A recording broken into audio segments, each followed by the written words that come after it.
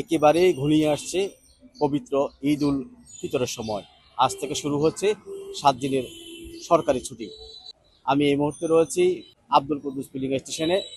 আজও ফেনীর বেশ কয়েকটি ফিলিং স্টেশনে তেল সংকটের আমরা খবর পেয়েছি।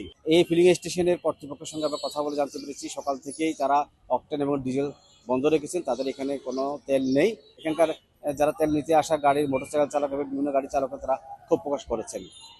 আমি ফেনী শহরে বসবাস করি, কিন্তু আমি দেখেন এই যে এই পর্যন্ত 3টা পাম্পে আমি ঘুরছি তেলের জন্য, কিন্তু কোথাও তেল নাই।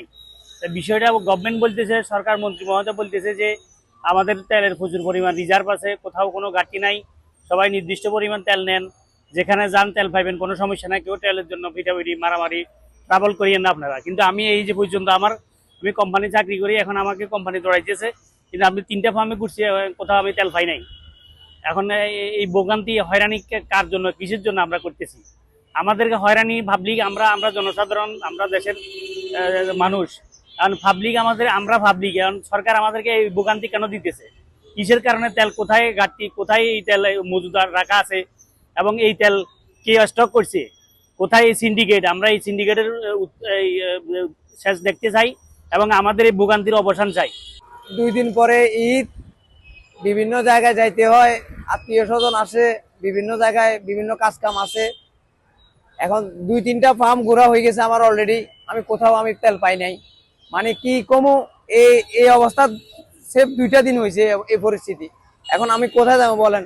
কুমিল্লা বাস স্ট্যান্ড ওইখানেও দেখলাম, এখানে আসি দেখি বন্ধ, কোনো দোকানে তেল নাই, তেল দিতেছে না। মানে এগুলা কি চলতেছে আমি বুঝতেছি না। তেল নিয়ে এত সিন্ডিকেট কেন চলতেছে? আমি টেলিভিশনে দেখি যে আমাদের এই চট্টগ্রাম বন্দরে নাকি যে তেলের জাহাজ আসতেছে, এই আসতেছে সে আসতেছে, কই আমরা তেল কই পাইতেছি? আমরা তো ঠিকভাবে তেল পাইতেছি না।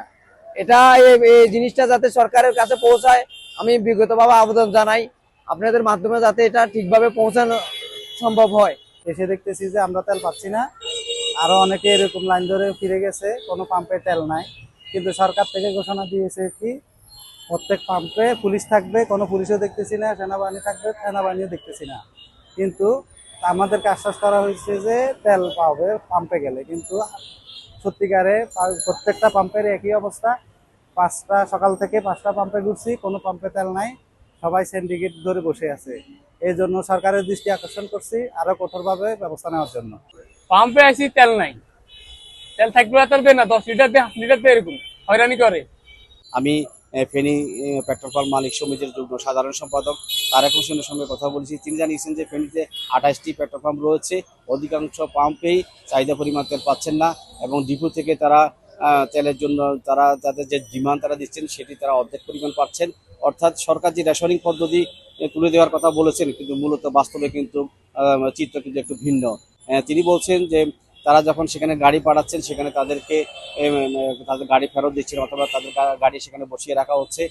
সেখান থেকে বলা হচ্ছে যে 2025 সালের মার্চ মাসে তাদেরকে যে পরিমাণ তেল দেওয়া হচ্ছে, 2026 সালের মার্চ মাসের ঠিক ওই পরিমাণ তেল দেওয়া হবে, এমনটি বলা হচ্ছে।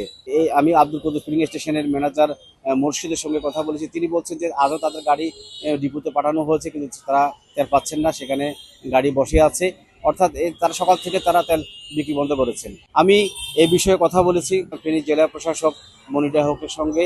তাদের কাছে সর্বশেষ কি তথ্য রয়েছে তিনি বলেছেন যে তেলের যে সংকট সে বিষয়ে তারা খোঁজখবর নিচ্ছেন, এবং তারা 2-3টা পাম্পে একজন স্টাফ তারা নিয়োগ করছেন, এবং তারা পাম্পগুলিতে কি পরিমাণ ডিপো থেকে প্রাপ্তি এবং তেল বিক্রি শুরু এবং দিনের শেষে তাদের কাছে কি পরিমাণ তেলের ব্যালেন্স রয়েছে তারা একটা হিসাব রাখছেন। এরপরও যদি তেলে কোনো সংকট থেকে থাকে তারা সে মনিটরিং করছেন, এবং তারা মানুষের জন্য ভোগান্তি নয় সেই বিষয়ে তারা প্রয়োজনীয় পদক্ষেপ নেবেন। এই ছিল ফেনী থেকে তেলের সংকটের সর্বশেষ খবর। নুরুজ্জামান সুমন, 71, ফেনী।